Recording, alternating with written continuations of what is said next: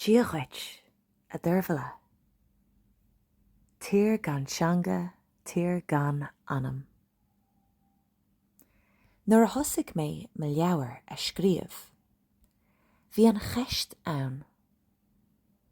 Cén fá nach labhraíomid ar deanga dhúchais in éireann.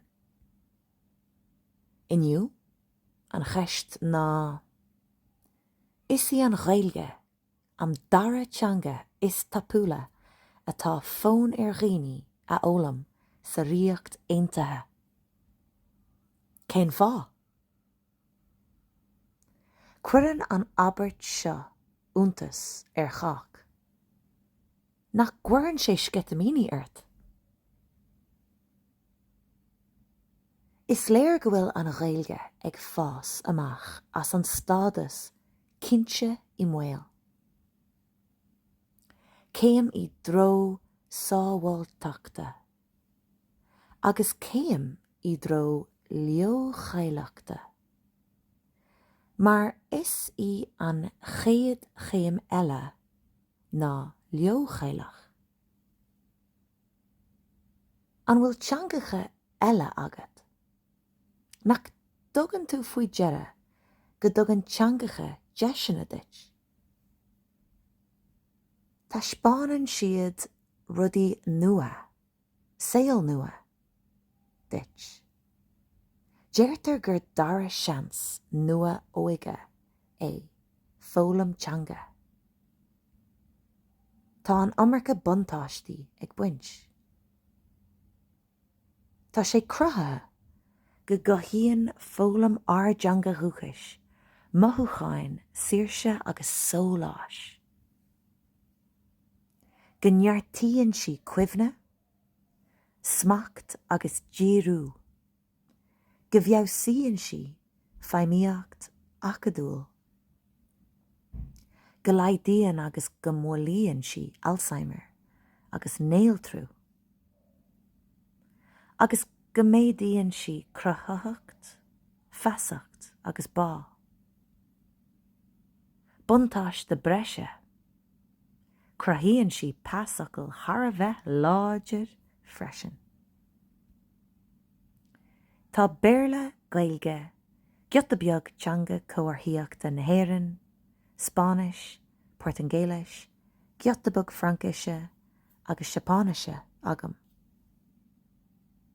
Fólamíam gach lá le mo cheangacha. Mar a dúirt Dían Cillian, PhD, san episóid Déarnach, de mo fud chraoile. Is í mo bhúnseoir is fear I, an Ghaeilge. Bíonn si darmúna I ngach an áil.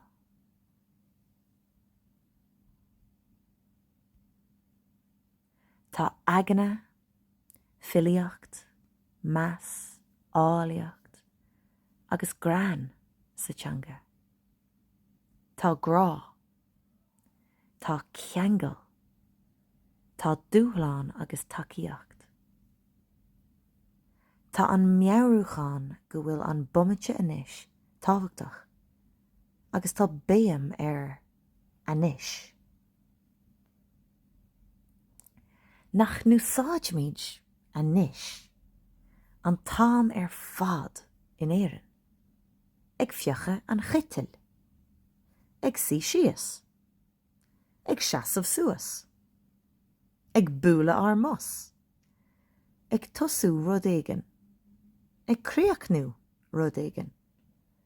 Tá mí gcónaí ag rá anis.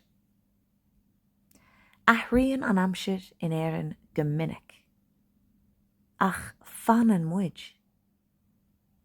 Tá mothúcháin oireann, ach ní aithríonn siad muid. Tá lán le fólam a gcuin, agus ní chríochnaíonn sé. Ach, gealam duit, is fiú agus is féidir. Cén teangacha atá agat? An tusathórthú? An sanolíthú? An ilteangach thú? Cén fá nach féidir le héireann bheith dá theangach. Bheadh sé spríúil.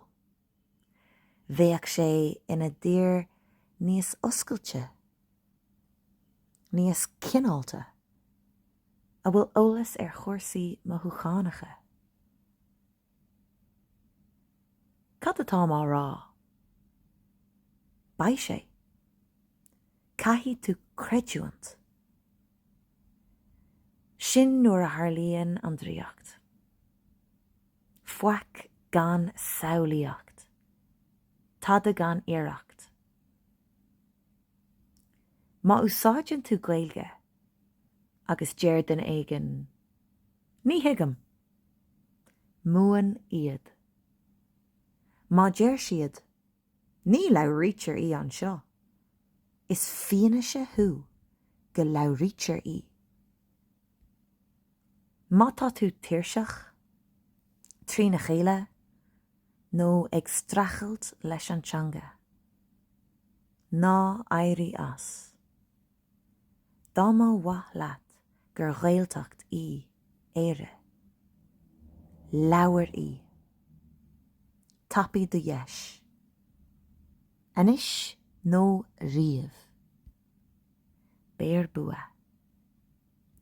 Táim an seo agus sásta cabhrú leat. Grá mór.